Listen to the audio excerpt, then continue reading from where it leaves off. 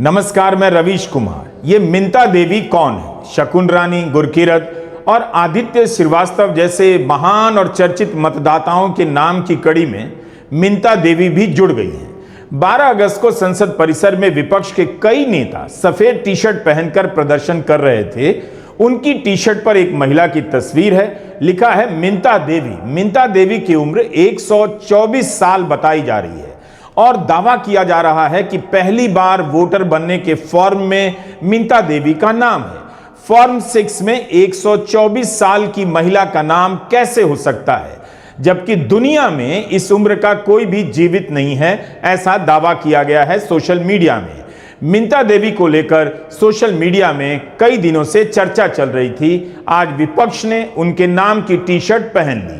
राहुल गांधी की press conference ने voter list को देखने का पूरा नजरिया बदल दिया है।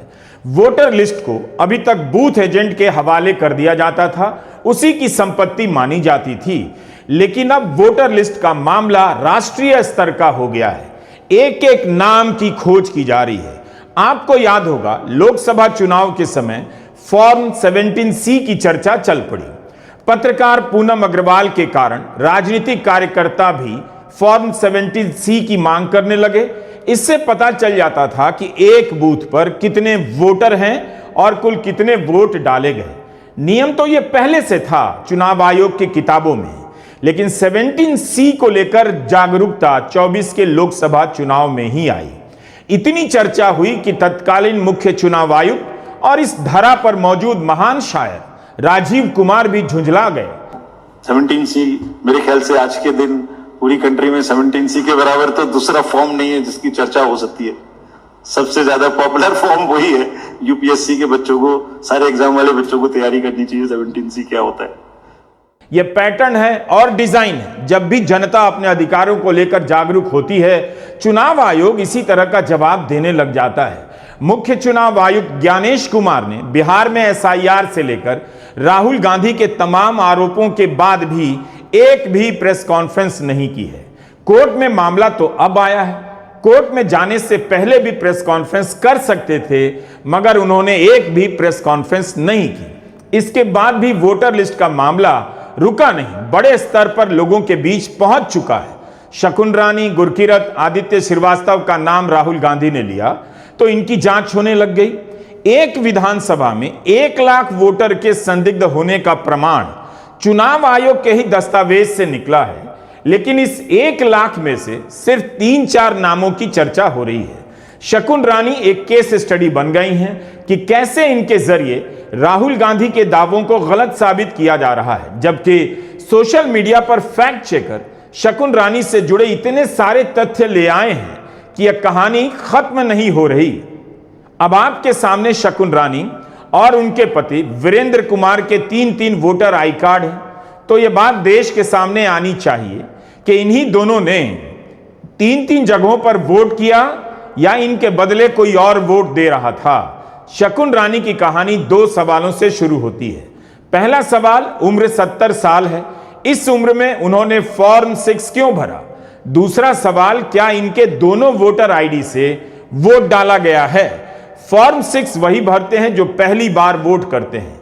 फॉर्म 6 के ऊपर साफ साफ लिखा है यह नए वोटर के लिए है। शकुन रानी की उम्र 70 साल है, उन्होंने फॉर्म 6 क्यों भरा? 70 साल की उम्र में शकुन रानी एक नहीं 2-2 फॉर्म 6 भरती हैं। पहला फॉर्म 13 सितंबर 2023 को बेंगलुरु में भरती हैं और दूसरा फॉर्म भी बेंगलुरु में 31 अक्टूबर 2023 को भरा जाता है। राहुल गांधी ने दोनों फॉर्म दिखाकर बताया कैसे दोनों फोटो में थोड़ा सा फर्क है। इसके अलावा एक जगह नाम शकुन और रानी अलग अलग कॉलम में लिखा है और दूसरी जगह एक साथ शकुन रानी लिखा है। राहुल ने BLA द्वारा टिक किए गए इलेक्टोरल रोल को दिखाते हुए यह भी बताया कि शकुन रानी की दोनों आईडी से 2 बार वोट किया गया है। मैं आपको आज नए वोटर बनाने का तरीका दिखाता हूं, कैसे मैन्युफैक्चर किए जाते हैं। ये देखिए, शकुन रानी जी हैं, 13/9/23 को ये नई वोटर, फर्स्ट टाइम वोटर बनती हैं। इनकी एज क्या है दिखाओ जरा।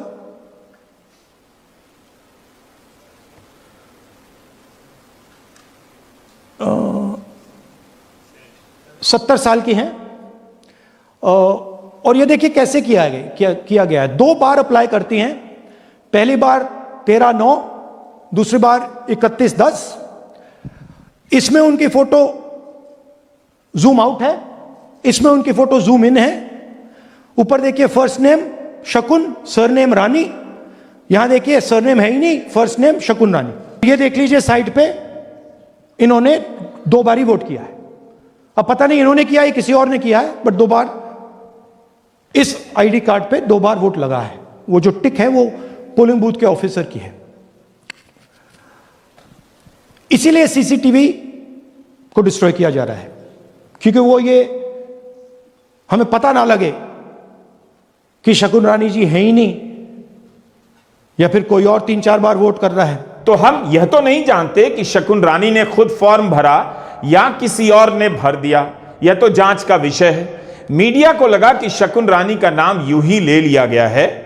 इतना तो सोचना चाहिए कि चुनाव आयोग ने जो दस्तावेज दिए हैं उसी की मदद से शकुन रानी का डिटेल निकला है। शकुन रानी का नाम फॉर्म 6 के संदर्भ में आया है, अकेले उनका नाम नहीं आया है।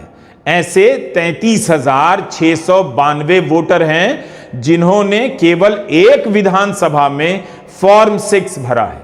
क्या एक नाम की चेकिंग से काम हो जाएगा?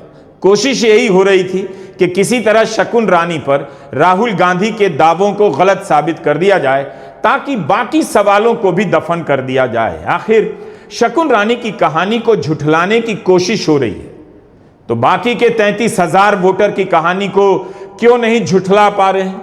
एक विधानसभा में 33,000 पहली बार वोट डालने वाले नहीं हो सकते। क्या हो सकते हैं, इसकी जांच होनी चाहिए।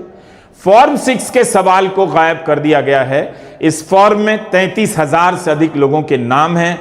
फिर से बता रहे हैं, इनकी पड़ताल क्यों नहीं हो रही है? 9 अगस्त को कर्नाटक के निर्वाचन अधिकारी ने राहुल गांधी को नोटिस भेजा कि जब शकुन रानी से इस बारे में पूछा गया तो उन्होंने कहा एक ही बार वोट किया है, 2 बार नहीं।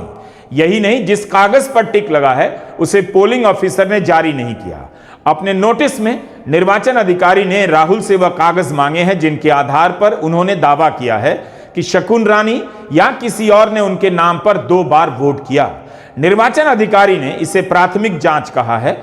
इस नोटिस में फॉर्म 6 से जुड़े किसी सवाल का जवाब नहीं दिया गया है। क्या यही आयोग की जांच हुई? इतनी बात तो न्यूज चैनल के पत्रकार को भेजकर भी प्रसारित किया जा सकता है, और कर भी रहे हैं। क्या सिर्फ शकुन रानी से बात कर लेना आयोग की प्राथमिक जांच है? आखिर जब एक वोटर की प्राथमिक जांच आयोग कर सकता है तो राहुल गांधी के फॉर्म 6 वाले सवालों की जांच के लिए 33,000 वोटर की क्यों नहीं जांच की गई और 1 लाख की क्यों नहीं की गई? बात केवल एक शकुन रानी की नहीं है, सबकी है, और उन सबकी जिनकी उम्र 70 से 98 साल के बीच है और जिन्होंने फॉर्म 6 भरे हैं। ये मिसयूज ऑफ फॉर्म 6 33,000 लोग हैं, नाम है यहां पे सबके। ये आप देखिए, इनकी एज भी है, 98, 96, 95, 89, 88, 72, 67, 57। यहां पे इस पूरे पैक में 18 से 23 का कोई नहीं। तो this is new voter manufacturing. ये है नया वोटर, यंग वोटर। महादेवपुरा एक विधानसभा है। इस विधानसभा में 11,000 से अधिक डुप्लीकेट वोटर कैसे निकल आए? 40,000 से अधिक वोटर का पता फेक और संदिग्ध कैसे हो सकता है? क्या यह मामूली बात है? अगर एक विधानसभा में 1 लाख वोटर फर्जी होंगे तो इसकी जांच क्यों नहीं होनी चाहिए? अगर सभी क्षेत्रों में ऐसा है तो सवाल क्यों नहीं पूछा जा रहा कि आप इतने साल से कर क्या रहे थे? हर साल जब मतदाता सूची का समरी रिवीजन होता है तो उसके बाद भी इतनी गड़बड़ी कैसे निकल आई? इसका मतलब है चुनाव आयोग के पास वोटर लिस्ट बनाने की पारदर्शी और पेशेवर व्यवस्था नहीं है। शकुन रानी के पास न्यूज चैनल के रिपोर्टर गए तो उन्होंने कहा उनके पास एक ही वोटर आई कार्ड है और वे एक ही जगह वोट डालती हैं। उनके इस जवाब से हंगामा मचाया गया। राहुल का दावा गलत निकला, लेकिन उनका जवाब पूरा नहीं था। उन्होंने कुछ और भी कहा कि मेरे पास एक ही वोटर आईडी है और मैंने एक ही बार वोट किया है। या उन लोगों की प्रॉब्लम है कि 2 कैसे हुए हमें नहीं पता, चाहे 4 बार वोट हुआ हो, इससे मुझे क्या, मैं तो एक ही बार वोट करने गई। ये तो उनको पता होगा कि एक नाम से 3 या 4 वोट कैसे पड़ते हैं, ये तो वो जानते होंगे और वो ही वोट डलवा रहे थे। वो से शकुन रानी का मतलब है चुनाव आयोग से जो मतदान करवा रहा था। यही तो राहुल गांधी कहना चाहते हैं। 2 वोटर आई कार्ड कैसे बन गया? उन्होंने कहा यह जांच का विषय है कि शकुन रानी ने दोनों जगहों पर वोट किया या उनकी जगह पर किसी और ने वोट किया। आयोग को बताना चाहिए शकुन रानी की जानकारी के बिना उनके 2 आई कार्ड कैसे बन गए, फॉर्म 6 किसने भरे। शकुन रानी के बयान का यही मतलब है, अगर किसी और ने उनकी पहचान चुरा कर वोट डाला है तो उन्हें इसकी जानकारी नहीं। उनके पास तो एक ही कार्ड है। मीडिया को शकुन रानी से कुछ और सवाल पूछने चाहिए, जैसे क्या शकुन रानी ने खुद फॉर्म 6 भरा? क्या शकुन रानी ने खुद 2 बार फॉर्म 6 भरा? क्या शकुन रानी पहली बार वोट दे रही थी? यह सवाल अगर पूछा जाएगा तो सब कुछ साफ हो जाएगा। आयोग की जांच से ज्यादा जांच तो लोगों ने सोशल मीडिया पर कर डाली है। शकुन रानी से जुड़ी जितनी जानकारी राहुल गांधी ने अपनी प्रेस कॉन्फ्रेंस में दी, उससे ज्यादा ट्विटर पर खोज कर निकाल ली गई है। जैसे ऑल्ट न्यूज के मोहम्मद जुबैर ने खोज निकाला कि शकुन रानी का नाम असल में 2 बार नहीं 3 बार दिखाई देता है। निर्वाचन क्षेत्र महादेवपुरा में पार्ट नंबर 341 में 3 अलग अलग एपिक कार्ड से उनका नाम दिखाई देता है।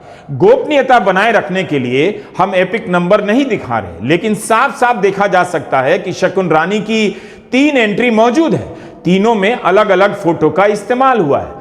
जुबैर यह भी दिखाते हैं कि राहुल गांधी की प्रेस कॉन्फ्रेंस के बाद चुनाव आयोग ने दोनों आईडी को अपडेट कर दिया है। ध्यान से सुनिए, चुनाव आयोग ने राहुल गांधी की प्रेस कॉन्फ्रेंस के बाद उन दोनों आईडी को अपडेट कर दिया है जो राहुल गांधी ने दिखाई थी, लेकिन उस तीसरी आईडी को अपडेट नहीं किया जो राहुल ने नहीं दिखाई, जिसका पता जुबैर ने लगाया। सवाल है कि यह तीसरी आईडी आयोग को खुद अपनी जांच में कैसे नहीं मिली? 11 अगस्त की देर शाम तक शकुन रानी के नाम पर बनी ये तीनों आईडी सक्रिय थी, इन्हें बंद क्यों नहीं किया गया?